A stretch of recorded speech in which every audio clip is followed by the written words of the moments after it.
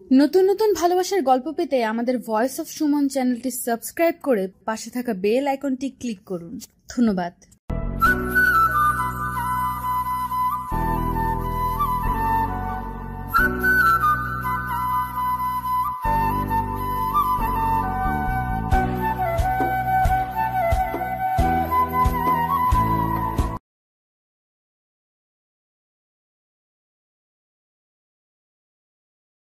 আয়নার সামনে দাঁড়িয়ে নিজেকে নিপুণভাবে পর্যবেক্ষণ করে যাচ্ছে মেয়েটি। শাড়ির আঁচলের ধার দিয়ে ক্ষত স্থানগুলো আবছা দেখা যাচ্ছে। শাড়ির আঁচলটা ফেলে দিলেই তার ক্ষত স্থানগুলোর সেই বিধ্বস্ত রাতের স্মৃতিগুলোর প্রমাণ দেবে। গলার নিচ থেকে কোমর অবধি ক্ষত স্থান শুকিয়ে গেলেও রেশ রয়ে গেছে। অনেক কষ্টে প্রাণে বেঁচে গিয়েছিল সে। পুরনো বাড়িটির এই একটি রুম সাক্ষী হয়ে রয়েছে তার কান্না, আর্তনাদ, মনের গহীনে লুকিয়ে থাকা কষ্টের। একজন বলেছিল, ভালোবাসা জিনিসটা কারো কারো কাছে অমৃত, তো কারো কারো কাছে বিষ। মেয়েটির ক্ষেত্রে ভালোবাসা নামক জিনিসটা বিষে পরিণত হয়েছে। একটা নামী পরিবারের অন্তরালের দাবা খেলা গুটি ছিল সে। 4 মাস পরেও কথাগুলো মনে পড়লে চোখের নোনা পানিধারা বাদ মানতে চায় না। পেটের দিকে নজর পড়তেই নিজেকে সামলে নেয় সে। আজ 18 সপ্তাহ চলত। যদি বাচ্চাটি বাঁচানো যেত। বাচ্চার আশাটুকু শেষ হয়ে গেছে। এখন শুধু অয়ন শিকদারের মুখোমুখি হবার পালা। চোখ মুছে নিজেকে নিজে শান্ত করতে বলে ওঠে, মৃত ব্যক্তি ফিরে আসে না, প্রাপ্তিও আর ফিরে যাবে না শিকদার ভিলাতে। প্রাপ্তি সেই রাতে মারা গিয়েছে। জন্ম নিয়েছে খুশবু। খুশবু কাঁদবে না, তাকে যে ফিরতে হবে শিকদার ভিলায়। এতদিন যেই অয়ন শিকদার তার জীবন নিয়ে খেলেছে, তাকে এখন শাস্তি দেবার পালা। অপরদিকে সন্ধ্যা 7টা। বউয়ের মতো সাজানো হয়েছে শিকদার ভিলাকে। এঙ্গেজমেন্ট বলে কথা। শহরের সবচেয়ে জাঁকজমক সাজসজ্জা করা হয়েছে আজ ভিলায়। নামি দামি সকল লোকেরা জমা হবে আজ এখানে। মহিমা শিকদার নিজে সব তদারকি করছেন। শিকদার কোম্পানির উত্তরাধিকারের আজ এঙ্গেজমেন্ট বলে কথা, তাও আবার শহরের টপ 5 বিজনেসম্যানদের একজন, হেলাল খানের একমাত্র মেয়ের সাথে। এতদিনের স্বপ্ন আজ পূরণ হতে চলল মহিমা শিকদারের। অন্ধকার রুমের এক কোণায় প্রাপ্তির একটি ছবি হাতে বসে রয়েছে অয়ন। বাহিরের সাজসজ্জায় কিছুই তাকে স্পর্শ করতে পারছে না। 4টা মাস পাগলের মতো খুঁজেছে প্রাপ্তিকে, কিন্তু তার ছায়াকেও খুঁজে পায়নি সে। এক পাশে কিছু মদের বোতল, আর এক পাশে প্রাপ্তির ছবি, তার লেখা শেষ নোটটি, তার প্রেগনেন্সির রিপোর্ট, তার মাঝে অয়ন। তার প্রেগনেন্সির রিপোর্ট আর মাঝে অয়ন। সবাই মেনে নিলেও এখনও প্রাপ্তির মৃত্যুটুকু মেনে নেয়নি অয়ন। তার বিশ্বাস পৃথিবীর কোনো এক কোণে প্রাপ্তি লুকিয়ে আছে। যেদিন তার রাগ ভেঙে যাবে সেদিন ঠিক ফিরে আসবে সে। দরজার কড়া নাড়ার বিরক্ত হয়ে চেঁচিয়ে ওঠে অয়ন, আমার ঘরে কেউ ঢুকবে না, মানা করেছি তো একবার। কেন আসো তোমরা? আজ তোমাদের জন্য আমার মায়াবতী আমার কাছে নেই। আমার বাচ্চার বেড়ে ওঠা আমি দেখতে পাচ্ছি না। আর কি চাই তোমাদের? সব ফেরত দিয়ে দিয়েছি তো, কি চাই? অয়ন, আমি আবরাম, আমাকে অন্তত আসতে দে। কি দেখতে এসেছো? আজ আমার এঙ্গেজমেন্ট অয়ন, প্লিজ আজ অন্তত পাগলামি করিস না। অয়নের জবাব না পেয়ে দরজা ঠেলে ভেতরে প্রবেশ করে আবরার। ঘরে একটা উটকো গন্ধ যেন ভেতরটাকে নাড়িয়ে দিতে সক্ষম। লাইটটা অন করতেই অয়নের মুখে বিরক্তিকর ছাপ ফুটে ওঠে। অন্ধকার যার চিরসঙ্গী, তার কি আলো পছন্দ হবে? চোখ কুচকে মুখ খিচে জিজ্ঞেস করে, কি চাই তোমার এখানে? দাদিজান অপেক্ষা করছে, তারা চলে গেছে। একটা কথা বলবো ভাই, তোমার থেকে দুর্ভাগা আমি আমার লাইফে দেখিনি। অবশ্য আমিও যে কম তা নয়। দেখো না, আমি আমার পুরো পরিবার পাওয়া সত্ত্বেও একটা ভুল বোঝাবুঝির জন্য হারিয়ে ফেলেছি। তবে আমি জানতামই না আমার একটা অংশ প্রাপ্তির মাঝে রয়েছে। জানলে আমি তাকে মাথায় করে রাখতাম, নিজ থেকে আলাদা হতে দিতাম না। অথচ তুমি সব জেনে বুঝে নিজের পরিবারটা হারিয়ে ফেলছো। তোমার একটা ভুল। এখন একটি রক্ত মাংসের মানুষ। তুমি জানো তোমার একটি ছেলে আছে, অথচ তুমি কখনো তার মুখে বাবা ডাকটি শুনবে না। আমি কি চাইনি রাইসার কাছে, আমি কি চাইনি আমার পরিবারটা থাকুক, কিন্তু পেলাম কোথায়? হারিয়ে গেল রাইসা আমার ছেলেটিকে নিয়ে। সত্যি বলো তো, তুমি কি রাইসা আপুর জন্য তার কাছে গিয়েছিলে? হুম, তুমি মহিমা শিকদারের কথায় ছেলেটিকে ছিনিয়ে নিতে গিয়েছিলে। আচ্ছা, এই পাওয়ার প্রতিপত্তির জন্য তুমি ওই নিশি মেয়েটিকে বিয়ে তো করবে, কিন্তু ভালোবাসতে পারবে তো? তুমি নিজেও জানো রাইসা আপুর মতো ভালো তোমাকে কেউ বাসতে পারবে না। আমরা হয়তো ভালোবাসার যোগ্য নই, তাই তো ভালোবাসার উষ্ণতা পেয়েও আমরা দুজন হারিয়ে ফেলেছি। তুমি জেনে বুঝে হারিয়েছ, আমি না জেনে। হা হা হা। যাও, আজ তোমার বিশেষ দিন বলে কথা, আমাকে এর মধ্যে টেনো না। আমি আমার প্রাপ্তিকে নিয়ে ভালো আছি। আবরারের মুখে কথা নেই। অয়ন তো ভুল কিছু বলেনি, সব পেয়েও হারিয়ে ফেলেছে সে। রাইসাকে এতটা কষ্ট দিয়ে ফেলেছে যে এখন তার ক্ষমা পাবে কিনা তাও জানে না। যখন আবরারকে অয়ন তার ছেলে এবং রাইসার কথা বলেছিল, তখন নিজেকে স্বাভাবিক রাখতে পারেনি সে।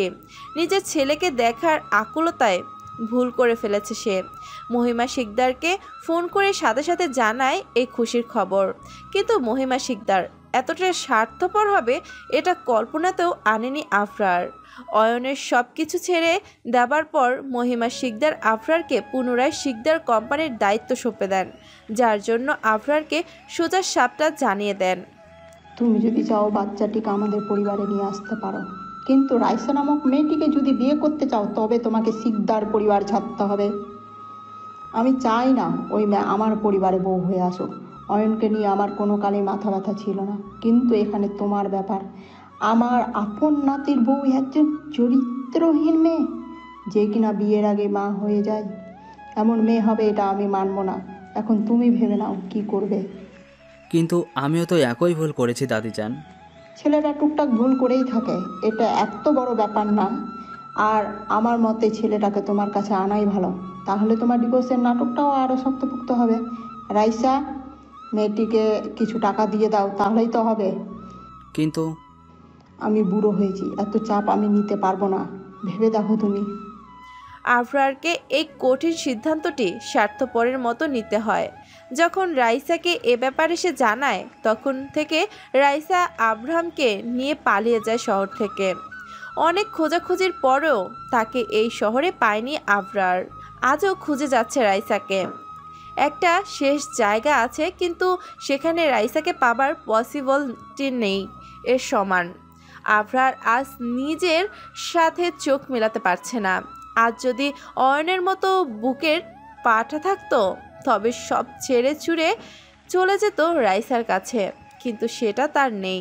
সে দাদিজানের হাতের পুতুল মাত্র। রাইসাকে তার জীবনে ফেরাতে হলে নিজের জায়গা শক্ত করতে হবে।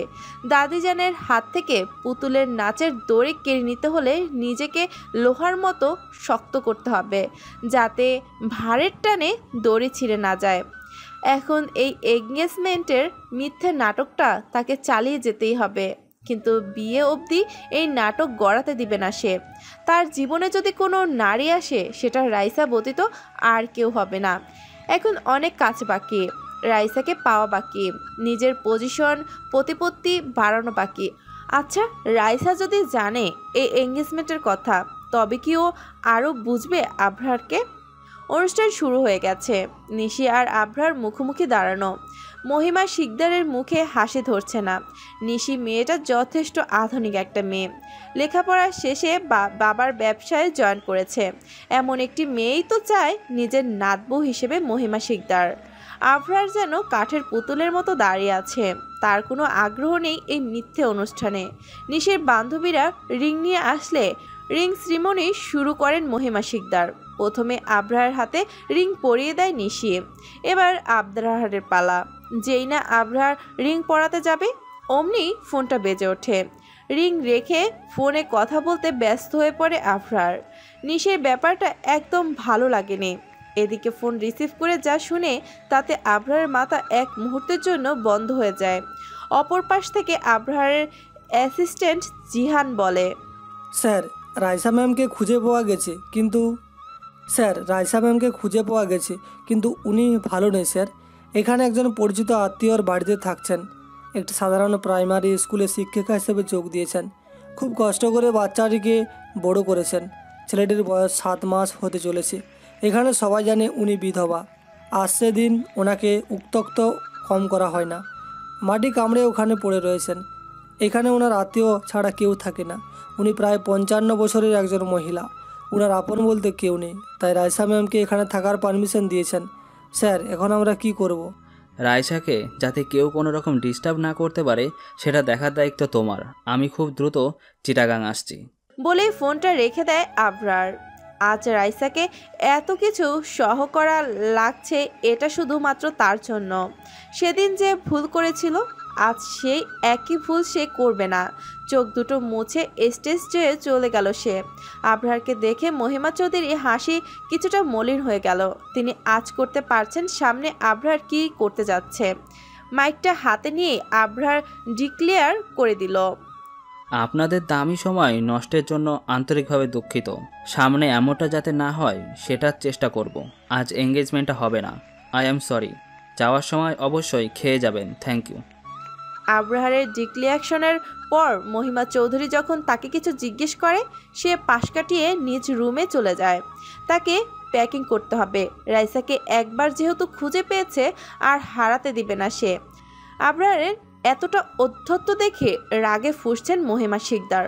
কোনোভাবে হেলাল খানকে বুঝিয়ে শান্ত করলেন তিনি।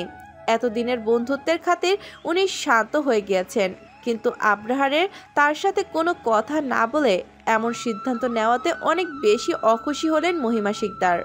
রাত 11টা। আবরার, অয়ন এবং মহিমা শিকদার মুখোমুখি বসে আছেন। অয়নের অনিচ্ছা থাকার সত্ত্বেও আবরারের কথায় এই মিটিংয়ে থাকতে রাজি হয়েছে। নীরবতা ভেঙে মহিমা বেগম বলে উঠলেন, হুট করে কি এমন হলো যে আমার মান সম্মানের তোয়াক্কা না করেই তুমি এই প্রোগ্রামটা নষ্ট করে দিলে? তুমি জানো আমি কতটা অপমানিত হয়েছি? হেলাল আমাকে সম্মান করে তাই কিছু বলেনি। এখন কি আমি জানতে পারি কি এমন হয়েছে? আমি কাল চিটাগাং যাচ্ছি। ওখানে একটা খুব বড় ইস্যু হয়ে গেছে। আমাদের প্রজেক্ট অর্ধেক কাজেই থেমে গেছে। তাহলে সেটা অয়ন হ্যান্ডেল করবে, তাতে কি খুব কিছু যায় আসবে? যায় আসবে। মানুষের জানা উচিত শিকদার কোম্পানির মালিক আমি, অয়ন নয়। এই 1 বছরেরও বেশি আমি ছিলাম না। সবাই অয়নকেই এই কোম্পানির হেড মেনে নিয়েছে। আমি যেন কিছুই পারি না। আমি চাই এই সিচুয়েশন আমি হ্যান্ডেল করি। আপনার যদি এতে আপত্তি থাকে আমি কিছু বলবো না। মহিমা শিকদার আবরারের কথা শুনে মনে মনে খুশি হন। তার মুখে প্রশান্তির হাসি ফুটে ওঠে। অপরদিকে অয়নের মুখেও বাঁকা হাসি ফুটে ওঠে। অয়ন খুব ভালোভাবে বুঝতে পারে প্রজেক্টের জন্য এভাবে ছুটে যাওয়ার মানুষ আবরার নয়। অয়ন আবার বলে ওঠে, এতদিন এখানে অয়ন সামলে এসেছে। এত কোনো বড় ইস্যু এখানে নেই, তাই এই 1 মাস অয়ন সামলাতে পারবে। আপনি 2 মাস সময় ওনাদের কাছে নিয়ে নেন। আমার ওপর ভরসা রাখেন, আমি আপনার বিশ্বাস ভাঙব না। এই না হতো আমার নাতি, আমি ওনাদের সাথে কথা বলে নিব। আর অয়নকে বলে রাখি, ভেবো না এখানকার দায়িত্ব তোমাকে দেওয়া হচ্ছে বলে তুমি সব সিদ্ধান্ত নিতে পারবে। এই 1 মাস তুমি আবরারের সাবস্টিটিউট হিসেবে থাকবে। মহিমা শিকদারের কথা শুনে মুচকি হেসে অয়ন বলে, আমি তো সবসময় ভাইয়ের সাবস্টিটিউটই ছিলাম, এত ভাববেন না। আমার যদি আর কোনো কাজ না থাকে আমি কি রুমে যাব? যাও। অপরদিকে দরজায় কড়া নাড়লে প্রাপ্তির ঘুম ভেঙে যায়। ঢুলু ঢুলু চোখে দরজা খুলতেই দেখে বাহিরে নিশান দাঁড়ানো। নিশান সেই ব্যক্তি যার গাড়িতে সেই রাতে প্রাপ্তির অ্যাক্সিডেন্ট হয়েছিল। একজন শুভাকাঙ্ক্ষী বন্ধুর মতো নিশান প্রাপ্তিকে আগলিয়ে রেখেছে এই 4 মাস। প্রাপ্তির অতীত সম্পর্কে সে কিছুই জানে না। প্রাপ্তি যখন বেঁচে উঠেছিল তখন তার অতীত জানার অনেক চেষ্টা করেছিল নিশান, কিন্তু প্রাপ্তির একটাই কথা, তার কিছু মনে নেই। তাই আর ঘাটায়নি। তার নাম দেয় খুশবু। অনেক দিন যাবৎ প্রাপ্তির জন্য চাকরি খোঁজার চেষ্টা করে গেছে সে, কিন্তু পারেনি। তাই নিজের বাড়িতেই একটা রুম ভাড়া দেয় তাকে। নিশানের বাবা মা খুশবুকে নিজের মেয়ে হিসেবেই ভালোবেসে এসেছেন। অসহায় মেয়েটি তাদের ছেলের গাড়ির নিচে পড়ে নিজের বাচ্চাও হারিয়েছে। বাঁচার আশাটুকু ছিল না, উপরওয়ালার হাতে ধরিয়ে বাঁচিয়ে দিয়েছে তাকে। নিশান এত রাতে আসার মতো লোক নয়। হুট করে এত রাতে তাকে দেখে খুবই অবাক হয় প্রাপ্তি। জিজ্ঞেস করে বসে, আপনি এত রাতে? তোমাকে ডিস্টার্ব করার জন্য সরি।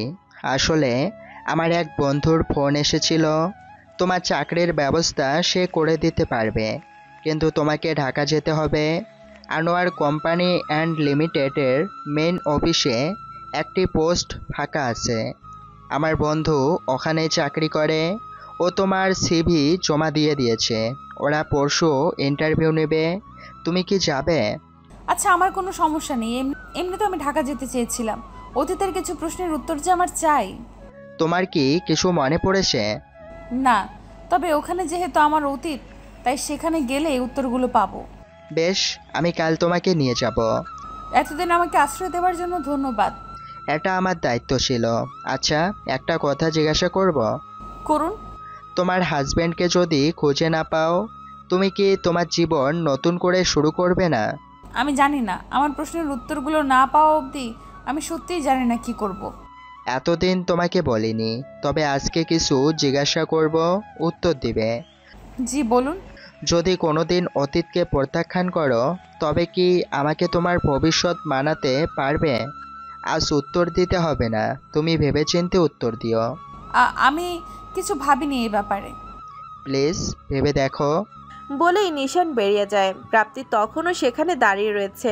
যতই অয়নের প্রতি রাগ অভিমান জমে থাকুক, সে অয়নের জায়গা কাউকে দিতে পারবে না। অয়ন হয়তো তাকে ভুলে অন্য কাউকে নিজের জীবনে জায়গা দিয়েছে, ধুমধাম করে এঙ্গেজমেন্ট করেছে, কিন্তু প্রাপ্তি এখনও তার মনের গহীনে অয়ন নামক মানুষটিকে পুষে রেখেছে। সেই অয়নের সাথে বোঝাপড়া এখনও বাকি। যে কিছু প্রশ্নের উত্তর পাবার সময় চলে এসেছে, শুধু সময়ের অপেক্ষা। দুদিন পর সকাল ৯টার মধ্যে স্কুলে ঢুকতে হবে রাইসাকে। আব্রাহামকে রেখে যেতে মন চায় না, মাত্র বসা শিখেছে ছেলেটা, কিন্তু উপায়ন্তর না পেয়ে চাকরিটা করতেই হবে। রেশমা আন্টি এই বিপদে থাকার জন্য ছাদ দিয়েছেন।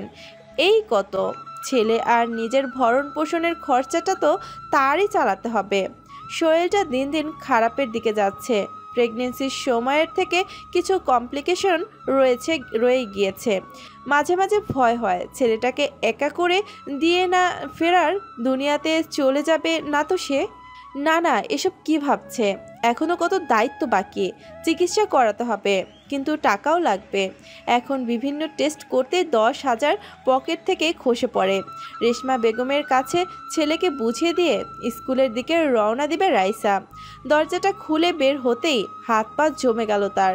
দরজার বাইরে সেই মানুষটি দাঁড়ানো, যার কাছ থেকে পালাতেই এই দূর শহরে ছেলেকে নিয়ে বহু কষ্টে জীবন কাটাচ্ছে সে। আবরার রাইসাকে প্রায় বছরখানেক পর দেখছে।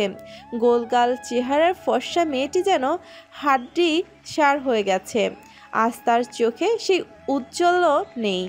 চোখের নিচে কালি যেন তার নির্ঘুম রাতের বর্ণনা দিচ্ছে। একসাথে বেনুনি করে কালো শাড়ি পরিহিত নারীটি এক সময় তার সকল হাসির কারণ ছিল, অথচ আজ এই নারীর সকল কষ্টের কারণ সে। তার জন্য এই নারীকে সকল প্রকার বঞ্চনা মুখ বুজে সহ করতে হয়েছে। আবরার 2 কদম এগিয়ে রাইসার সামনে এসে দাঁড়ায়। রাইসা এখনও চুপটি করে দাঁড়িয়ে আছে। মনের মধ্যে কিছু ভয় জড়তারা মনের মধ্যে উকি দিচ্ছে। তবে কি আব্রাহামকে কেড়ে নিতে এত দূরে চলে এসেছে সে? আবরার নীরবতা ভাঙতে বলে উঠল, কেমন আছিস রাইসু? কথা বলবি না?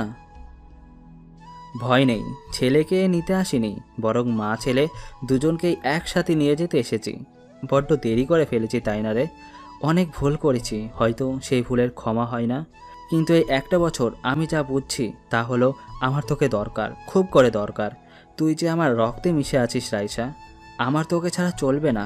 এই কয়েক মাস পাগলের মতো খুঁজেছি তোকে। আমি সেই দিন বাধ্য ছিলাম, আজ নয়। আমি তোর কাছ থেকে আব্রামকে কখনো কেড়ে নিব না। আমার পুরো পরিবারটাই চাই।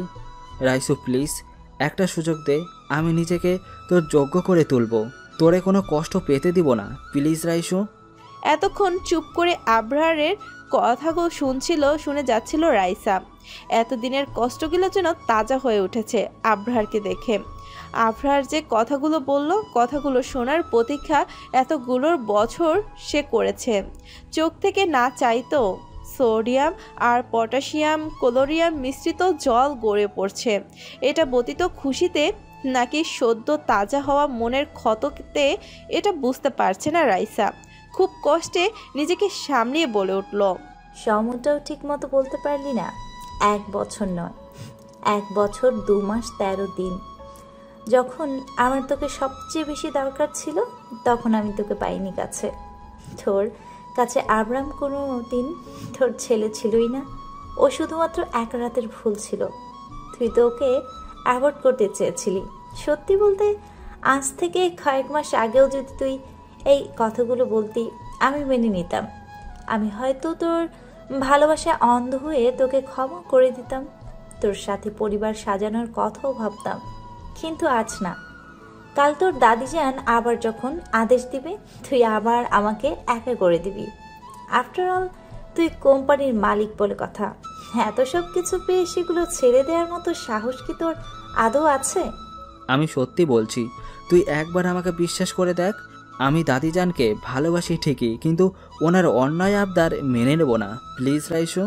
রাইসু না, রাইসা। রাইসা ইসলাম। আমার সাথে তোর কোনোদিন কোনো কিছু ছিলও না, হবেও না। ভালো তো বেসেছি, তার শাস্তিও পাচ্ছি। তাই অহেতুক আর কথা বাড়াবো না। আমার তারা আছে, নিজের সময় নষ্ট করিস না। বলে পাশ কাটিয়ে চলে যেতে নিলে আফরারের হাত টেনে তাকে নিজের কাছে নিয়ে আসে। কানে মুখ লাগিয়ে বলে, বড্ড বেশি অভিমান জমে গেছে। আজ হয়তো আমার কথা তোর বিশ্বাস হবে না, কিন্তু কথা দিচ্ছি তোর অভিমানগুলো আবারও ভালোবাসায় পরিণত করব। নিজেকে তোর এবং আবরামের যোগ্য প্রমাণ না করা অবধি আমি যাচ্ছি না। আমি এই জন্য ভালোবাসি না যে তুই আমার বাচ্চার মা। আমি তোকে ভালোবাসি কারণ তুই আমার অঙ্গে মিশে আছিস। তোকে যে আমার চাই, খুব করে চাই, তুই আমার হতে বাধ্য। রাইসা কোনো রকম ধাক্কা মেরে আবরারের নিজের কাছ থেকে সরিয়ে দেয়। আবরার টাল সামলাতে না পেরে খানিকটা দূরে সরে যায়। রাইসার রাগে গজগজ করতে বলে, নিজের পাওয়ারের গরম অন্যকে দিস, আমার কাছে না। কিসের বাধ্য? আমি তোর কাছে কোনো কিছুর জন্য বাধ্য নই। আজ স্পষ্ট মনে রাখ, আমার জীবনে তোর অস্তিত্ব নেই। আমি তোকে ভালোবাসি না। চলে যায় এখান থেকে, প্লিজ। সেটা সময় বলে দিবে। রাইসার কথা না বাড়িয়ে গটগট করে সেখান থেকে চলে গেল। আবরার রাইসার যাওয়ার পানে তাকিয়ে আছে। একটা বড় নিঃশ্বাস ছেড়ে নিজেকে আশ্বস্ত করে বলল, আমি পারবো, আমার যে পারতেই হবে। প্রমিস করছি, যদি তোর মনে নিজের জন্য জায়গা না করতে পারি, তবে কোনোদিন তোর সামনে আসবো না। কিন্তু আমি এত তাড়াতাড়ি হাল ছাড়বো না। 1 সপ্তাহ পর সকাল 10টা। একটা জরুরি কাজের জন্য অয়ন স্বামীরের সাথে দেখা করতে এসেছে। মাসখানেক হয়ে গেছে অয়ন স্বামীর সাথে দেখা করেনি। এখানে এসে জানতে পারে স্বামী আপাতত দেশে নেই, যে কারণে স্বামীর বড় ভাই আসফির সাথেই মিটিংটা কমপ্লিট করতে হবে। আবরারের বর্তমান আনোয়ার কোম্পানি অ্যান্ড লিমিটেডের সাথে প্রজেক্টটা অয়নকেই কমপ্লিট করতে হবে। এতদিন পর অয়নকে দেখে আসিফ তাকে জড়িয়ে ধরে। বেশ শুকিয়ে গেছিস, খাওয়া দাওয়া কি কিছুই করছিস না? আর খাওয়া দাওয়া, প্রাপ্তির হাতের রান্নার অভ্যাস হয়ে গেছে। এখন আর লোকমান কাকার রান্নাও ভালো লাগে না। তোমার খবর বলো। শুনলাম বিয়ের পর নাকি ভাবি তোমার গার্লফ্রেন্ডের সাথে ব্রেকআপ করিয়ে দিয়েছে। আর গার্লফ্রেন্ড?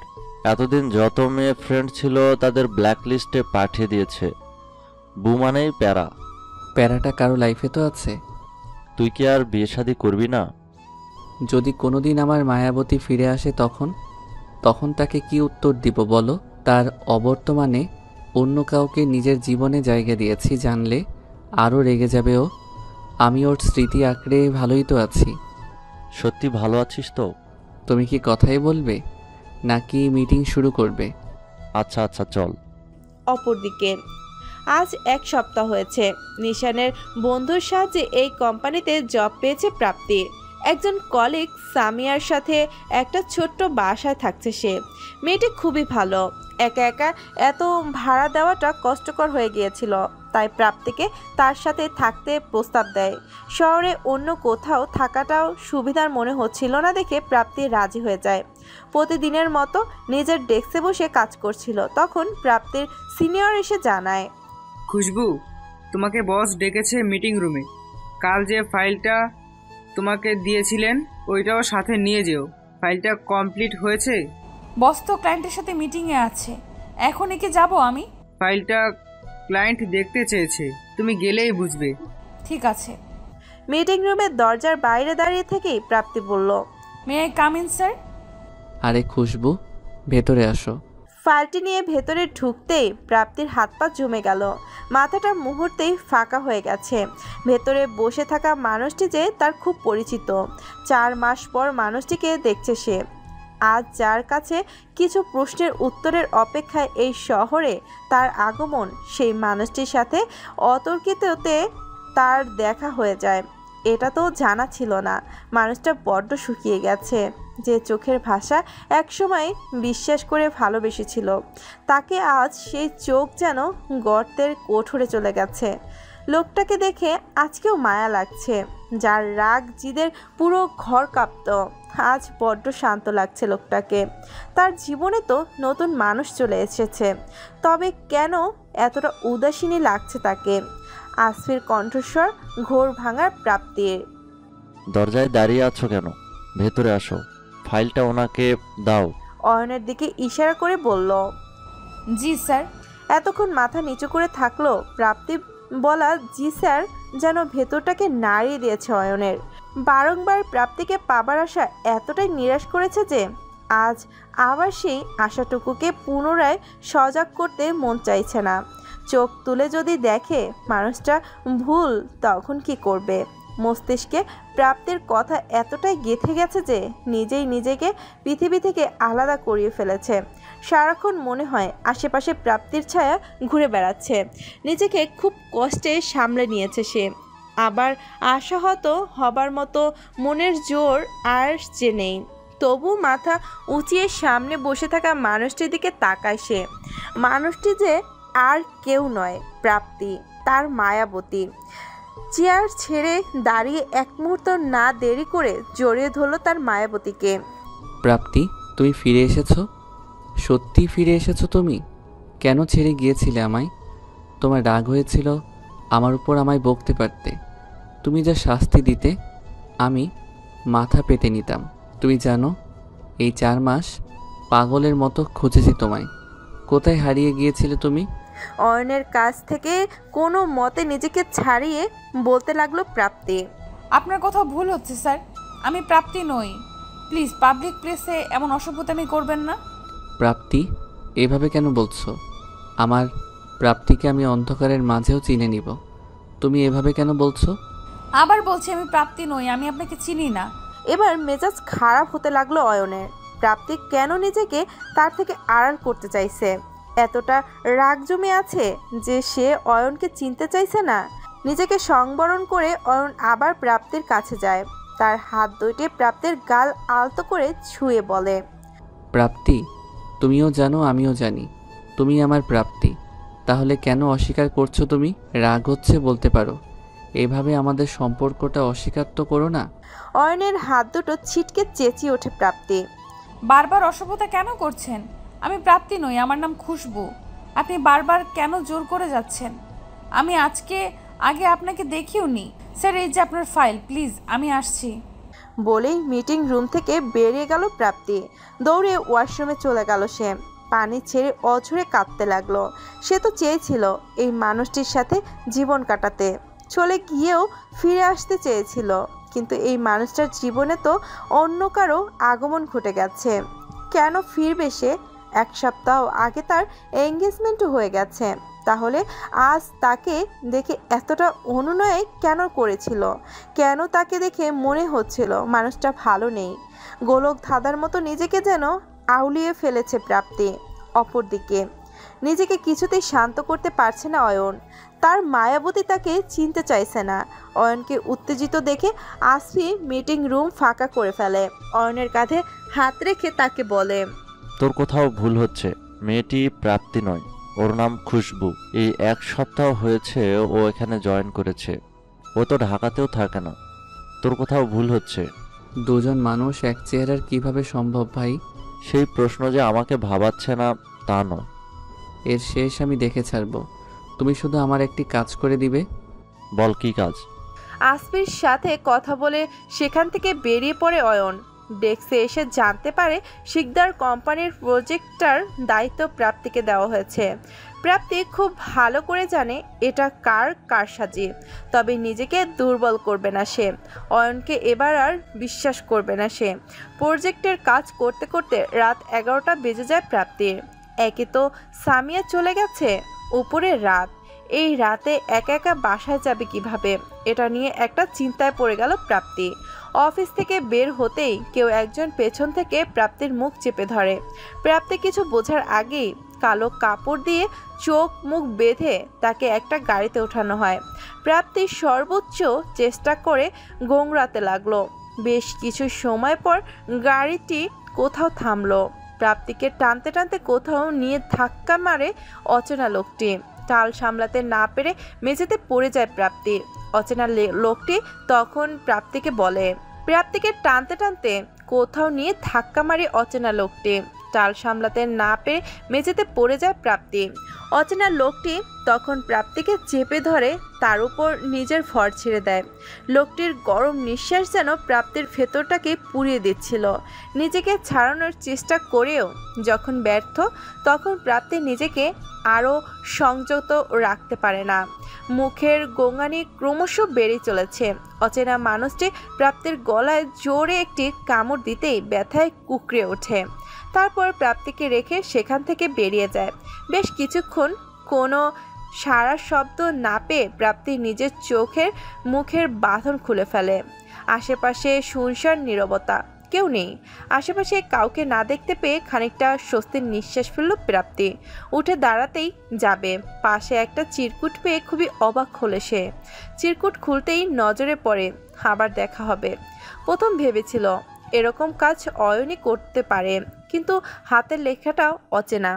যদি অয়ন না হয় তবে কে হতে পারে? আগেও অয়ন তাকে পাগল প্রমাণ করতে নানা রকম জঘন্য প্ল্যান করেছে, এবারও কি এমন কিছু করেছে? অবাকতার ব্যাপার জায়গাটি একটি দোকান, যা তার বাসার পাশের গলিতেই। অচেনা লোকটি তাকে এখানে কেন নিয়ে আসলো? যদি তার কোনো খারাপ মতলব থাকতো তবে তো নীরব কোনো জায়গায় নিয়ে যেতে পারত। মাথাটা বড্ড ব্যথা করছে।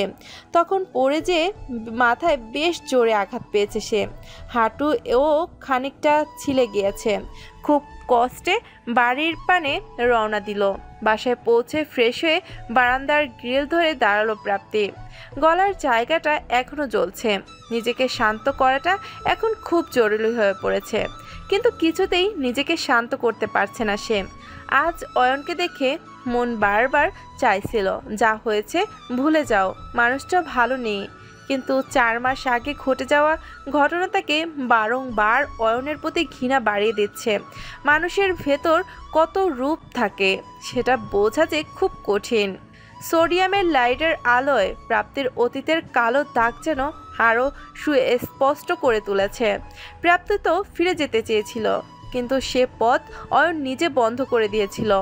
অ্যাক্সিডেন্টে যখন বাচ্চাটিকে হারিয়ে প্রাপ্তি নিঃস্ব, তখন বাঁচার তাগিদে খড়কুটোটুকু জড়িয়ে ধরতে চেয়েছিল। নিজের ভাঙচুর সম্পর্ককে নতুন রূপ দিতে চেয়েছিল সে, কিন্তু তার হলো কই। অয়নকে যখন ফোন দিয়েছিল তখন একটি মেয়ের কণ্ঠস্বর ফোনটি রিসিভ করে। প্রাপ্তি কিছু বলার আগেই মেয়েটি বলে, হ্যালো, কে বলছেন? অয়ন বাথরুমে আছে, আমাকে বলতে পারেন। হ্যালো অয়ন, বের হও, কেউ তোমাকে ফোন করেছে। জানি না, চুপ করে আছে। রেখে দাও, গুরুত্বপূর্ণ সময় শুধু ফাউল রং নাম্বারে ফোন আসে। রেখে দাও আর তুমি এখানে আসো। আচ্ছা। ফোনের ওপারে অয়ন আর মেয়েটির কথোপকথন শুনে অয়নের প্রতি ভালোবাসাটুকু শূন্য হয়ে যায়। সে তো ভালোই আছে, শুধু শুধু তার জীবনে অনাকাঙ্ক্ষিত ব্যক্তি হয়ে ফিরে যাবার কোনো দরকারই নেই। হয়তো তার প্রয়োজন অয়নের জীবনে ফুরিয়ে গেছে, থাক না সে নিজের মানুষকে নিয়ে। প্রাপ্তি না হয় মরে গেছে সারা জীবনের জন্য। সেদিনের পর থেকে প্রাপ্তি নিজ আত্মসত্তাকেও প্রকাশ করতে দেয়নি। নিশানও তার পরিবার বহুবার তাকে তার অতীত সম্পর্কে জানতে চেয়েছে, কিন্তু প্রাপ্তি লুকিয়ে গেছে। তবে মনের মাঝে হাজারো প্রশ্ন উকিঝুঁকি দেয়। কেন অয়ন প্রাপ্তির সাথেই এমন করেছে? যদি একটা বাচ্চাই প্রয়োজন ছিল তবে প্রাপ্তি কেন? আরও কত মেয়ে রয়েছে যারা টাকার বিনিময়ে সব করতে রাজি। কেন অয়ন প্রাপ্তির জীবনটাকেই ছাড়খাড় করতে চলে গেল? অতীতের কথা মনে পড়তেই চোখ ভিজে এসেছে। কাল সকালে ওই মানুষটাকে আবার দেখতে হবে। মাথা ব্যথাটা তীব্রতর হচ্ছে। কখন যে ঘুমের দেশে পাড়ি দিয়েছে প্রাপ্তিরও হুঁশ নেই। অপরদিকে রাত ৩টা। আব্রাহাম কান্নায় ঘুম ভেঙে গেছে রাইসার। বাচ্চাটা খুব জোরে জোরে কাঁদছে। সচরাচর এভাবে আব্রাহাম কখনোই কাঁদে না। মাথায় হাত রাখতেই চমকে ওঠে রাইসা। গা জ্বরে পুড়ে যাচ্ছে বেচারার। এত রাতে কোথায় যাবে, কি করবে, কিচ্ছুই মাথা কাজ করছে না তার। দৌড়ে রেশমা বেগমের ঘুম থেকে জাগায় সে। রাত ৩টায় ছেলেটাকে কোথায় নিয়ে যাবে বুঝতে পারছে না সে। রাইসার উত্তেজনায় শান্ত করতে রেশমা বেগম বলেন, আচ্ছা রাইসা, শান্ত হও, কিচ্ছু হবে না। আমি ড্রাইভ করে দিয়ে যাচ্ছি দরকার হলে। রাতে কোনো না কোনো হসপিটাল খোলা তো থাকবে। সরি আন্টি, আপনাকে এত রাতে এভাবে হয়রানি করার জন্য। আব্রাহাম আমার সব আন্টি, আমি ওকে ছাড়া সত্যি কিছু ভাবতে পারি না। ইটস ওকে, চলো আমি চাবি নিয়ে আসছি। বাইরে বের হতেই একটি কালো গাড়ি দেখে অবাক রাইসা। গাড়িটা আবরারের। তার মানে বান্দা এখনো যায়নি? বিগত 7 দিন লোকটা গাড়ি নিয়ে তার বাড়ির সামনেই বসে থাকে। সকাল সন্ধ্যা এভাবে রাইসার সামনে ঘুরঘুর করে। উত্ত্যক্ত করাই এই বান্দার মূল উদ্দেশ্য। যেন 18-র মতো লেগে আছে রাইসার সাথে সে। রাইসা আর রেশমা বেগমকে হন্তদন্ত করে বের হতে দেখে গাড়ি থেকে বেরিয়ে আসে আবরার। আজকাল রাতগুলো নির্ঘুম কাটে তার। রাইসাকে এক ঝলক না দেখলে ঘুমেরা যেন তার কাছে আসতেই চায় না। রাইসার উদ্ঘিন্ন মুখখানা তাকে জানান দিচ্ছে কিছু একটা গুরুতর ঘটেছে। রাইসাকে প্রশ্ন করলে কোনো উত্তর পাবে না এটা তার অজানা নয়। তাই সরাসরি রেশমা বেগমকে প্রশ্ন করে সে। রেশমা বেগম আব্রাহামের শরীরের অবস্থার কথা সব খুলে বলে আবরারকে। আবরার এক মুহূর্ত দেরি না করে বলে, আন্টি আপনি বাসায় থাকুন, আমি নিয়ে যাচ্ছি ওদের। আন্টি ওকে বলে দিন আমার এবং আমার বাচ্চার কারোর দরকার নেই। আন্টি এটা জেদের সময় নয়, ওকে বলুন প্লিজ গাড়িতে উঠতে। It will be fast. Aunty আমি বললাম তো আমাদের কারোর দয়ার দরকার নেই। এত আহ্লাদ এতদিন কোথায় ছিল? প্লিজ আন্টি, দেরি হয়ে যাচ্ছে। চুপ করবে তোমরা? বাচ্চাটার জ্বর 102 ডিগ্রি আর তোমরা পড়ে আছো নিজেদের জেদ নিয়ে। এই রাতে আবরারের সাথে যাওয়াটাই সেফ হবে রাইসা। আমার এজ হয়েছে, আমি এত দ্রুত হয়তো নিতে পারবো না। প্লিজ জেদ করো না, নাও গো। অজ্ঞতা বাধ্য হয়েই আবরারের সাথে হাসপাতালের দিকে রওনা হয় রাইসা। হাসপাতালের করিডোরে দাঁড়িয়ে আছে তারা। ভেতরে ডাক্তার আব্রাহামকে দেখছেন। আব্রাহামের অসুখটা প্রায়ই হয়, তবে এই 1 মাস তার কোনো সমস্যা হয়নি। রাইসা চিন্তিত মুখে এক কোণায় দাঁড়িয়ে আছে। আবরার তাকে নিপুণ দৃষ্টিতে দেখে যাচ্ছে। এই মেয়েটার কত রূপ! 1 বছর আগে এই মেয়েটি ছিল বেখেয়ালি প্রাণোচ্ছল একটি নারী, যাকে দেখলে তার মনে হাজারো রঙের মেলা লাগতো। হ্যাঁ, তখন এই অনুভূতিকেই ঠিক কি বলে সেটা জানতো না। অথচ আজ সেই নারী তার বাচ্চার মা। নিজের শরীরের কথা চিন্তা না করে হাসপাতালের করিডোরে পাংশু মুখে দাঁড়িয়ে আছে। ডক্টর সিদ্দিক হুসাইনের ডাকে ধ্যান ভাঙে আবরারের। জি বলেন। বাবুর মা বাবারা কি আপনারাই? জি বলেন। আমার কেবিনে আসুন, কিছু কথা বলার আছে। চিন্তিত মুখে মুখোমুখি বসা ডাক্তার সিদ্দিক এবং আবরার রাইসা। ডক্টরের হঠাৎ কেবিনে ডাকা তাদের চিন্তায় ফেলে দিয়েছে। বাবুর ইমিউনিটি যে খুবই দুর্বল, সেটা কি আপনারা জানেন?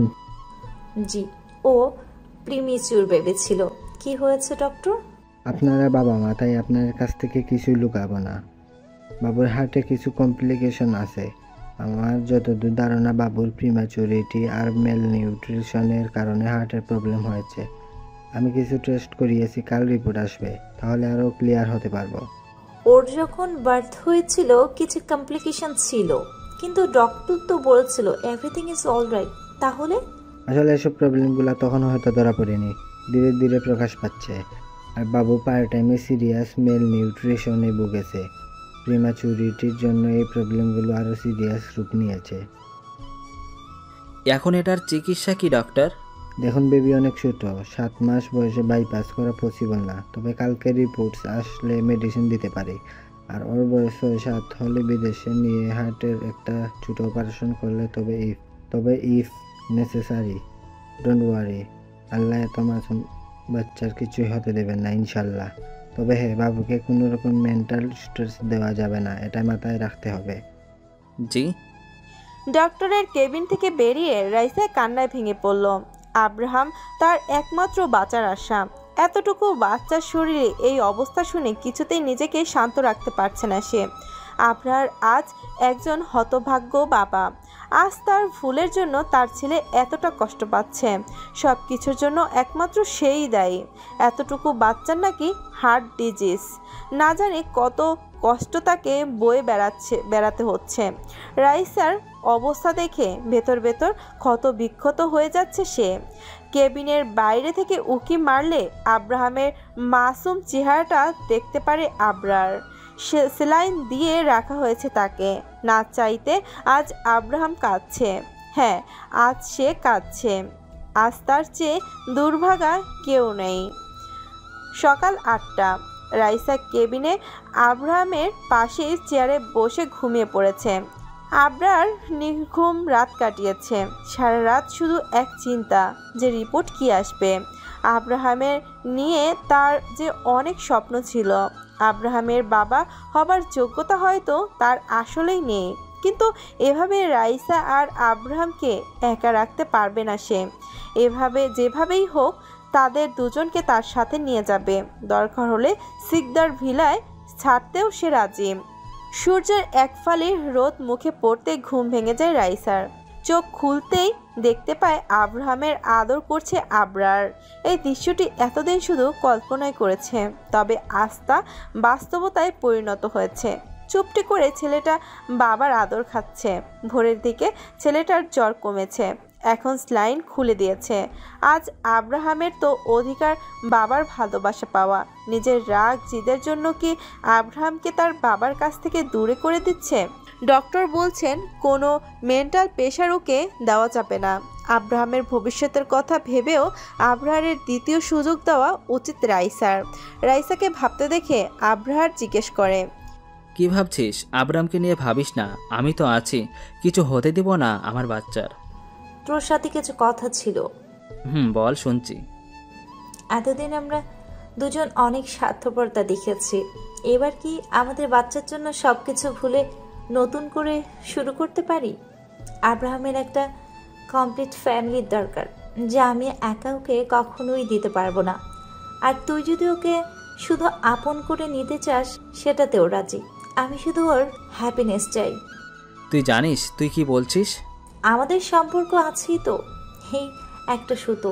ওর যদি কিছু হয়ে যায় আমাদের কিচ্ছু থাকবে না। ওর জন্য না হয় আবার একটু চেষ্টা করি।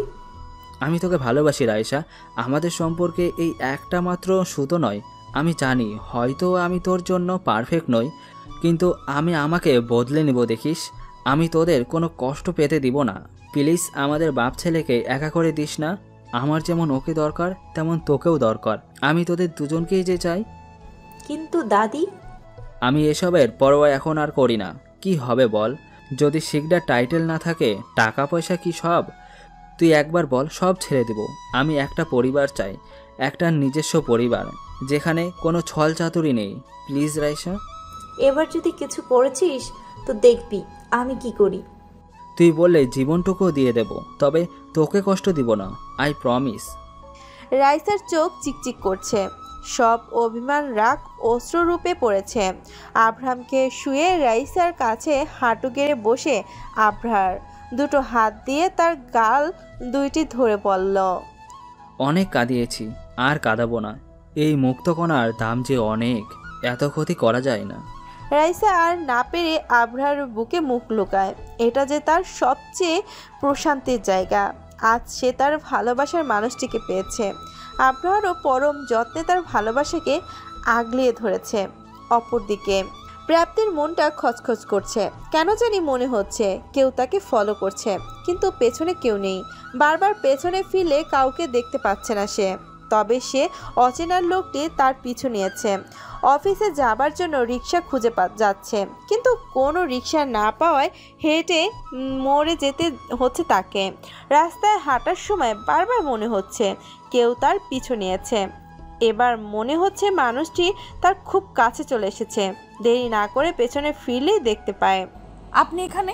কেন বলো তো, আমি আসতে পারি না? দেরি না করে পেছনে ফিরলেই দেখতে পায় নিশান পেছনে দাঁড়িয়ে আছে। হুট করে নিশানকে দেখে প্রথমে প্রাপ্তিও চমকে ওঠে।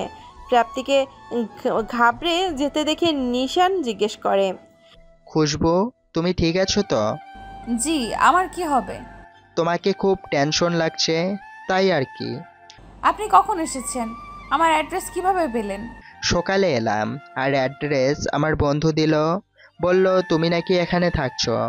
আসলে তুমি তো বেশ কিছুদিন হয়েছে এখানে, তাই দেখতে এলাম। অফিস যাচ্ছ বুঝি? জি। আন্টি আঙ্কেল কেমন আছেন? ভালো। তোমার গলায় কি হয়েছে? কিছু না, অ্যালার্জি আর কি। চলুন হাঁটতে হাঁটতে কথা বলি। নিশান আর বেশি ঘাটায় না। প্রাপ্তিও খুব অপ্রস্তুত হয়ে পড়ে নিশানের প্রশ্নে। একবার বলতে চেয়েও থেমে যায়। শুধু শুধু নিশানকে টেনশন দেওয়ার মানেই হয় না। তারা দুইজন হেঁটেই রওনা দিল মেন রোডের দিকে। আড়াল থেকে কেউ একজন খুব নিপুণভাবে তাদের লক্ষ্য করেছিল। প্রাপ্তি চলে যাওয়ার দিকে তার শান্ত নজর। প্রাপ্তি নিশানের সাথে চলে যাবার পর সেও গাড়িতে বসে রওনা দেয় গন্তব্যে। সকাল 10:30। প্রাপ্তির ডেস্কে বসে নতুন প্রজেক্টের কাজ করে যাচ্ছে। আজকে সাইট ভিউইং এর জন্য নারায়ণগঞ্জ যেতে হবে অয়নের সাথে। প্রাপ্তি প্রথমে আপত্তি জানালেও আসফির ওপর কথা বলতে পারল না। মনে মনে অনেক বেশি বিরক্ত সে, কিন্তু কিছুই করার নেই। একটু পর পিয়ন এসে জানায়, ম্যাডাম, বস আপনাকে ওনার রুমে যাইতে বলছে। আচ্ছা। আসফির রুমের বাইরে দরজা নক করতে আসফি ভেতরে আসতে বলে। সেখানে অয়নও উপস্থিত ছিল। অয়নকে তোয়াক্কা না করে আসফির উদ্দেশ্যে বলে, স্যার আমাকে ডেকেছিলেন? ও খুশবু, আসো। যার জন্য ডেকেছিলাম। তোমাদের এখনই বের হতে হবে। অয়ন চাচ্ছিল সকাল সকাল সাইড ভিউ করে আসবে, আর তোমাকে একাই যেতে হবে। কিন্তু স্যার, সেটা তো সেকেন্ড হাফে ছিল, আর আমি একা। থ্যাংক ইউ আমার উপর ট্রাস্ট করার জন্য, but no, but I know you can do it, so get ready. Prapti আর কথা বাড়াতে পারে না। অয়নের দিকে তাকাতে দেখতে পায় সে মিটমিট হেসে যাচ্ছে। প্রাপ্তির রাগে লুক দিয়ে রুম থেকে বেরিয়ে যায়। প্রাপ্তি যাবার পর অয়ন আসফিকে বলে, থ্যাংক ইউ সো মাচ। তোমার কাছে আমি ঋণী থাকব।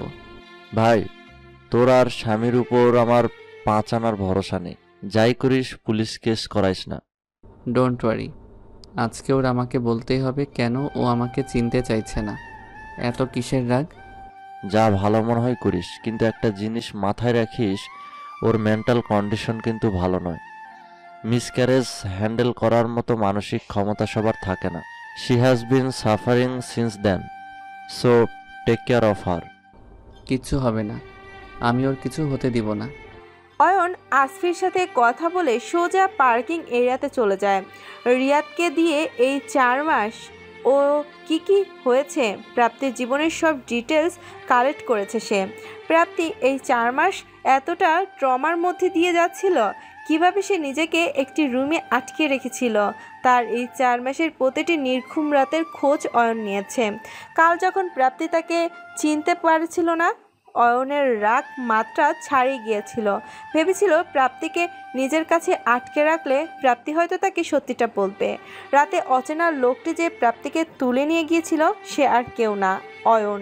কিন্তু প্রাপ্তির গলায় কামড় দেবার সময় লক্ষ্য করে তার গলা থেকে একটু নিচ থেকে ক্ষত দেখা যাচ্ছে। প্রাপ্তিকে টোকা দিলে সে মানুষটিকে নিজেকে ঠিক রাখতে পারে না।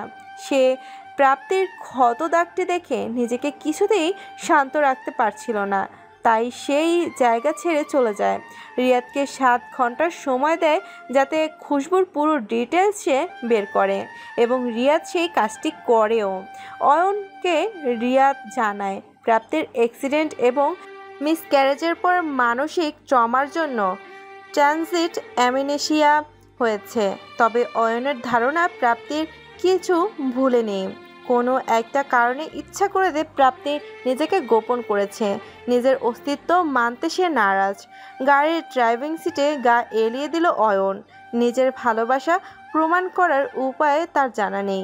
রিয়াদের কাছ থেকে সব জানতে পেরে প্রাপ্তির কাছে ছুটে যায় সে, কিন্তু অন্য একটি ছেলের সাথে প্রাপ্তিকে দেখে ভেতর ভেতর জ্বলতে থাকে অয়নের। প্রাপ্তিকে এবার হারিয়ে ফেললে বেঁচে থাকার আশাটুকু হারিয়ে ফেলবে সে। গাড়ির কাছে টোকা পড়ায় ভাবনার জগৎ ছেদ পড়ে তার। বাহিরে তাকাতেই দেখে প্রাপ্তি দাঁড়িয়ে আছে। মেয়েটিকে এখন আরও বেশি মাতাল করার সুন্দরী লাগে। আগে খুব কম শাড়ি পরতো, কিন্তু এখন সব সময় শাড়ি পরে। চুলগুলো ঢেউ খেলে মাতাল হাওয়ার সাথে তাল মিলিয়ে। মুখটা বড্ড শুকিয়ে গেছে। ঠোঁটের নিচের তিলটা আরও স্পষ্ট। তিলটা মাদকত্ব সৃষ্টি করে মনের গহীনে। মেয়েটির এমন এমন জায়গায় তিল আছে যা অয়নের শুধু নেশার ঝোঁক বাড়িয়ে তোলে। মেয়েটা যেন জল জ্যান্ত নেশার স্তূপ। নিজের দিকে অয়নের নেশাগ্রস্ত দৃষ্টি প্রাপ্তিকে বেশ অপ্রস্তুত করছে। সে এবার একটু ধীর কণ্ঠে বলে ওঠে, যদি যাওয়ার ইচ্ছে না থেকে থাকে বলতে পারেন। আমি অহেতুক নিজের সময় নষ্ট করার ইচ্ছে নেই। দরজা খোলা আছে, উঠে আসুন। মুচকি হেসে অয়ন প্রাপ্তিকে বলে। প্রাপ্তি কথা না বাড়িয়ে গাড়িতে উঠে বসে। প্রাপ্তি বসে পড়লে অয়ন গাড়ি স্টার্ট দেয়।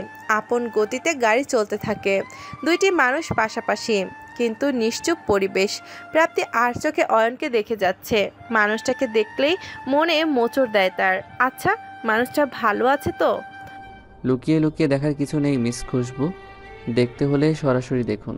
চোরের মতো দেখলে আমার লজ্জা লাগবে। অয়নের কথায় বেশ লজ্জায় পড়ে যায় প্রাপ্তি। নজর বাহিরে দিয়ে ধীর কণ্ঠে বলে ওঠে, আপনাকে দেখতে বয়ে গেছে আমার। একজন বিবাহিত পুরুষের দিকে তাকাবো এতটা নীচ মানসিকতার আমার নয়। আমার সম্পর্কে সব জানেন দেখি? সারা শহর জানে, আমি জানবো না? আপনার বাগদত্তা জানেন আপনি আমার সাথে আছেন এখন। বাগদত্তা? তার সাথে তো আপনার শুধু এঙ্গেজমেন্ট হয়েছে, ওয়াইফ তো বলতে পারছি না। হা হা হা। প্রাপ্তির কথা শুনে জোরে হেসে ওঠে অয়ন।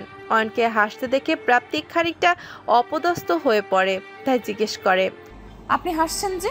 তো কি করব, আমার একবারই বিয়ে হয়েছে, আমার কোনো বাগদত্তা নেই। আর সারা শহর জানে এঙ্গেজমেন্ট আমার না ভাইয়ের ছিল। আপনি আমার প্রাপ্তির মতো দেখতে, আপনি আমার প্রাপ্তি নন, তাই আপনাকে শিকদার ফ্যামিলির ইন্টারনাল ইস্যু আপনাকে বলতে পারবো না। তবে এটুকু জেনে রাখুন, আমার কোনো বাগদত্তা নেই, আমার শুধু একটাই বউ, প্রাপ্তি। খুব ভালোবাসেন বুঝি? খুব। ও যদি বলে আমি জীবন বাজি রাখতে পারবো। সত্যি? সন্দেহ আছে? আমি কে সন্দেহ করার? তবে হয়তো আপনার ভালোবাসায় খুঁত ছিল, তাই হয়তো শুনেছি উনি মারা গেছেন। প্রাপ্তির কথায় মুখ শক্ত হয়ে যায় অয়নের।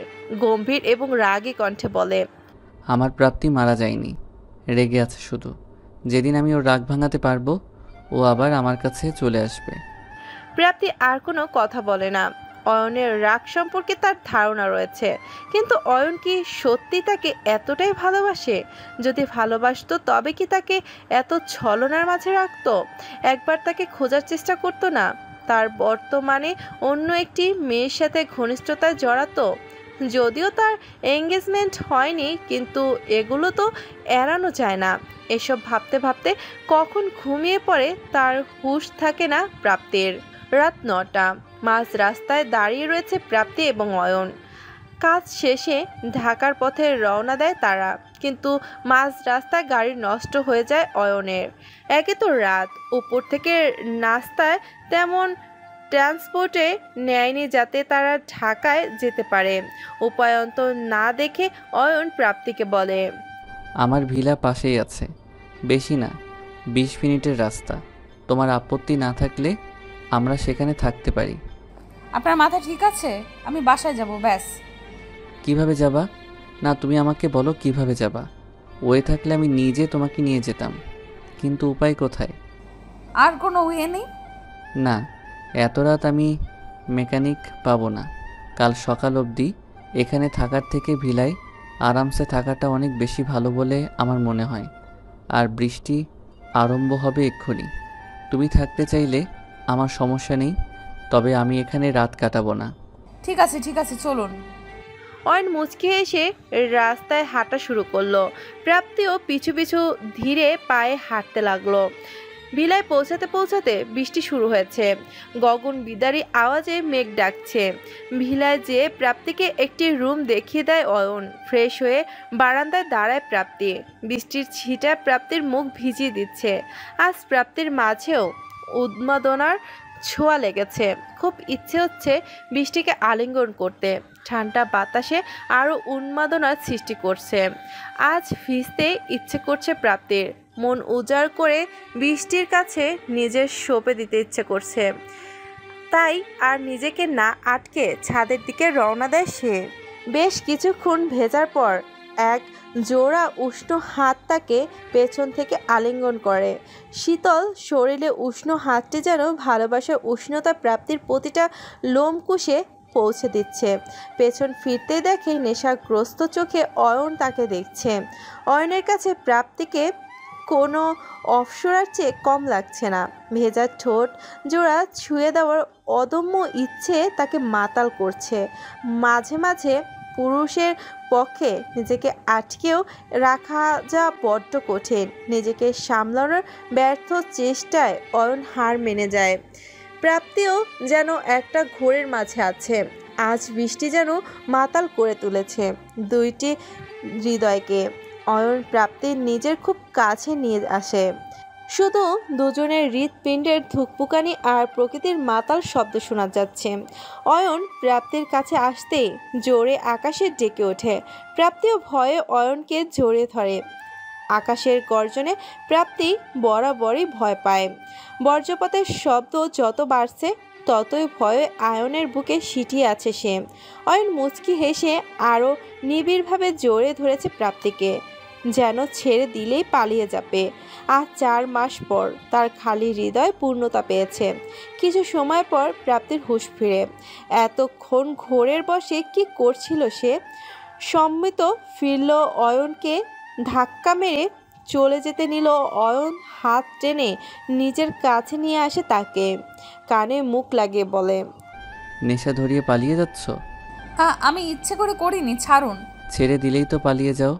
এই 4 মাস একা একা জীবনটাকে বইতে বইতে আমি ক্লান্ত, আর পারছি না প্রাপ্তি। আমি শেষবারের মতো বলছি, আমি প্রাপ্তি নই। একটা কথা কতবার বলবো, আমি খুশবু। চেঁচিয়ে উঠল প্রাপ্তি। এক নিঃশ্বাসে কথাগুলো বলে চলে যেতে নিলে অয়ন বলে ওঠে, আমি সব জানি প্রাপ্তি। আমার সামনে অন্তত তোমার এই নাটকগুলি করতে হবে না। তুমি প্রাপ্তি, তার সম্পূর্ণ প্রমাণ আমার কাছে আছে। তোমার মিসক্যারেজ হয়েছে। প্রাপ্তি যখন আমাকে ছেড়ে যায় তখন সে প্রেগনেন্ট ছিল। এ থেকে কিছুই প্রমাণ হয় না। তাই সবচেয়ে বড় প্রমাণ তোমার হ্যান্ডরাইটিং।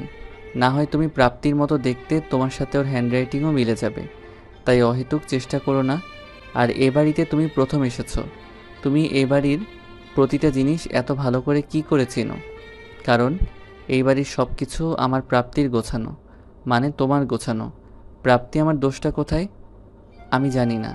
এতটা ঘৃণা তুমি কেন করছো? খুনের আসামিকেও একটা শেষ সুযোগ দেওয়া হয় নিজেকে নির্দোষ প্রমাণ করার, অথচ তুমি বিগত 4 মাস ধরে আমাকে শাস্তি দিয়ে যাচ্ছ। আমি জানিও না আমার দোষ কোথায়, তাও তুমি যা শাস্তি দিবে আমি মেনে নিব। প্লিজ আমাকে একা করে চলে যেও না। এতক্ষণ চুপচাপ প্রাপ্তি সব শুনে যাচ্ছিল। চোখ থেকে ক্রমাগত অশ্রুধারা বয়ে যাচ্ছে। প্রাপ্তির রেসপন্স না পেয়ে অয়ন তার কাছে যায়, নিজের দিকে ঘুরিয়ে আলতো করে তার গাল 2 হাত দিয়ে ছুঁয়ে বলে, প্লিজ প্রাপ্তি, আমি ক্লান্ত। এবার তুমি আমায় ছেড়ে চলে গেলে মরে যাব, সত্যি মরে যাব। আমি আপনার বলির বাকরা। আপনি কোনো দিন আমাকে ভালোবাসেননি। আমি জাস্ট একটা বংশবৃদ্ধির টুল। আপনি কি ভেবেছেন আমি কিছুই জানি না? আপনি কোনো দিন আমার কথা ভেবেছেন? প্রথমে ভেবেছিলেন আমি আপনার অ্যাক্সিডেন্টের জন্য দায়ী, তাই আমাকে বিয়ে করেন। আমার সম্মান নষ্ট করার ছিল আপনার মূল উদ্দেশ্য। আমাকে পাগল প্রমাণ করে কোনো ওয়ে বাদ রেখেছিলেন। তারপর যখন প্রুফ হলো আমি নির্দোষ, তখন আপনি আমাকে নিজের স্ত্রী হিসেবে এই জন্য মেনে নেননি যে আপনি আমাকে ভালোবাসেন। আপনি আমাকে শুধুমাত্র নিজের উত্তরাধিকার জন্ম দেবার জন্য আপনার বাড়িতে রেখে দিয়েছিলেন। না প্রাপ্তি, তুমি যা ভাবছো তা ঠিক নয়। তাহলে দাদির সাথে আপনার ডিল হয়নি? বাচ্চা হবার পর আমাকে ডিভোর্স দিয়ে দিবেন? বলুন। হ্যাঁ, তখন মহিমা শিকদারকে ঠান্ডা করার জন্য আমি হয়েছিলাম, কিন্তু কিন্তু কি?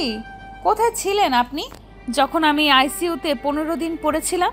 কোথায় ছিলেন যখন আমার বাচ্চাটিকে বাঁচানো সম্ভব হয়নি? আমি বলি, আপনি তখন অন্য নারীর সঙ্গীদের সাথে ব্যস্ত ছিলেন। আমি আজও অনুতাপ করি কেন আপনার সাথে আমার বিয়ে হয়েছিল। আমি আপনার জীবনে না আসলে আমার লাইফে এত কষ্ট থাকতো না।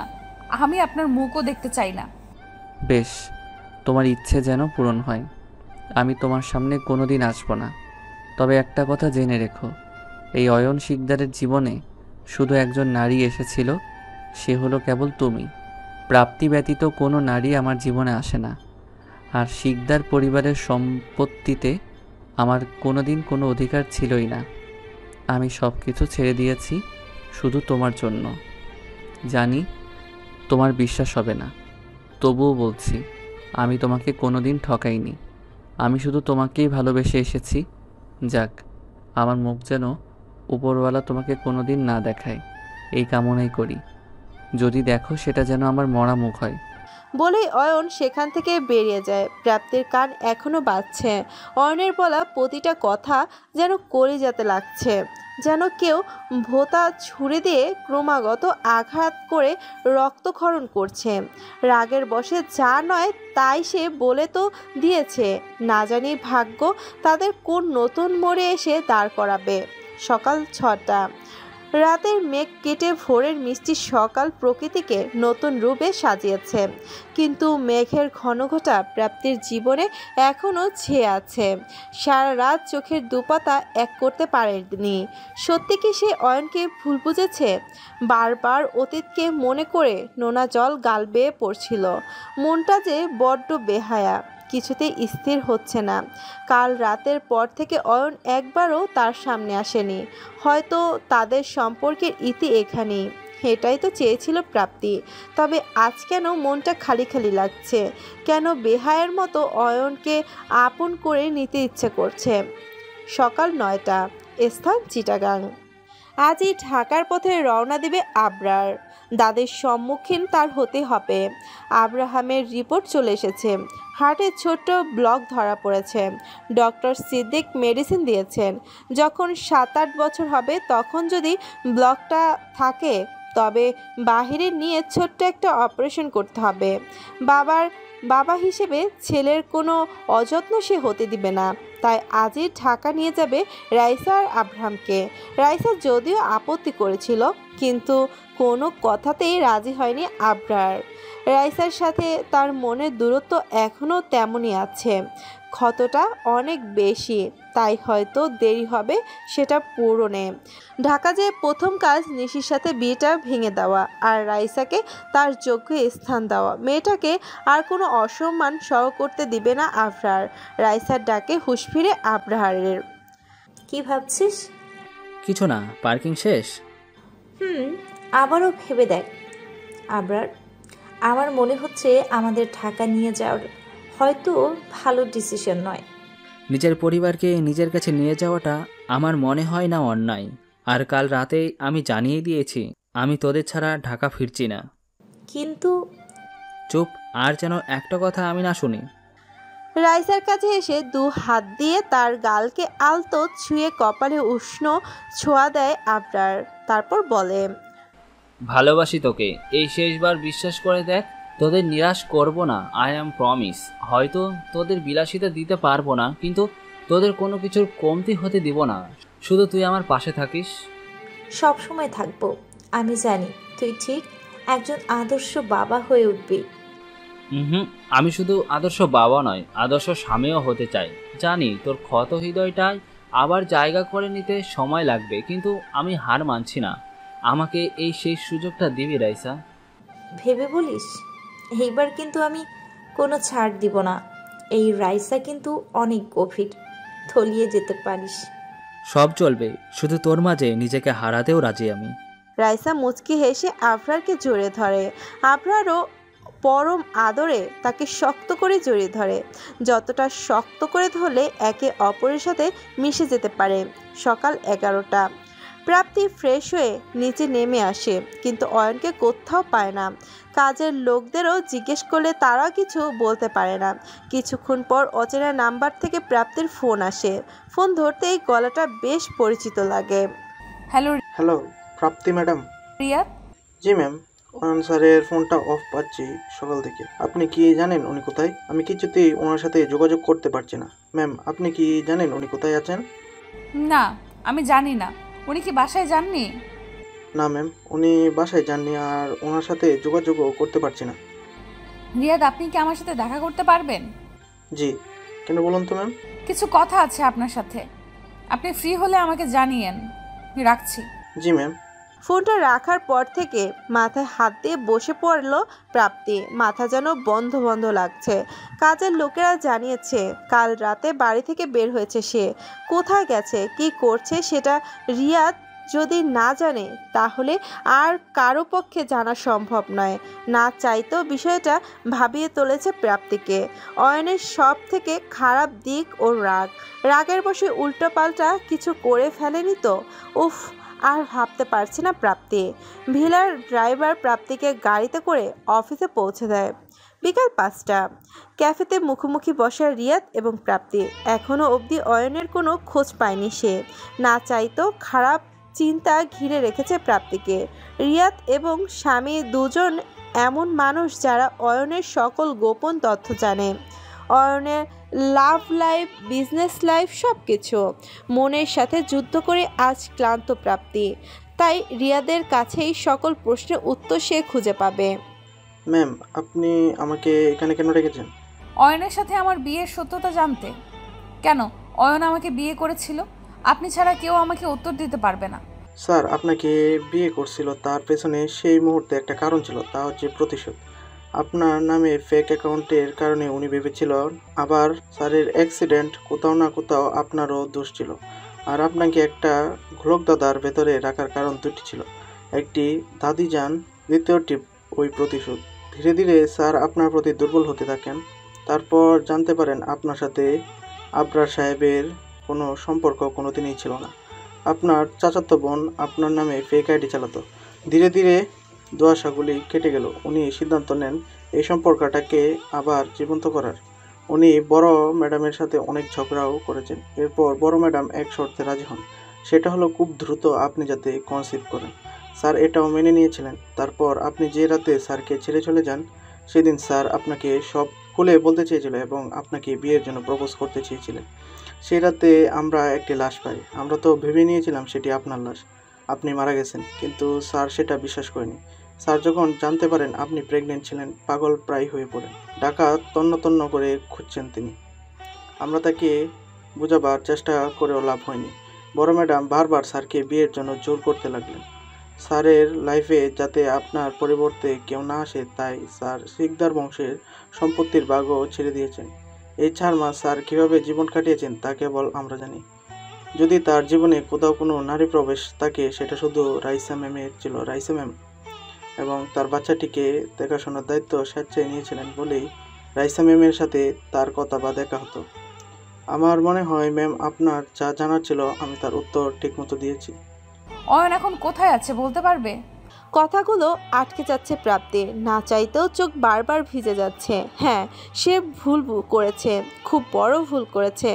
একটা সামান্য ভুল বোঝাবুঝির জন্য নিজের সাথে সাথে অয়নকে এতটা কষ্ট দিয়েছে। এখন অয়নের সামনে যাওয়াটা খুব দরকার।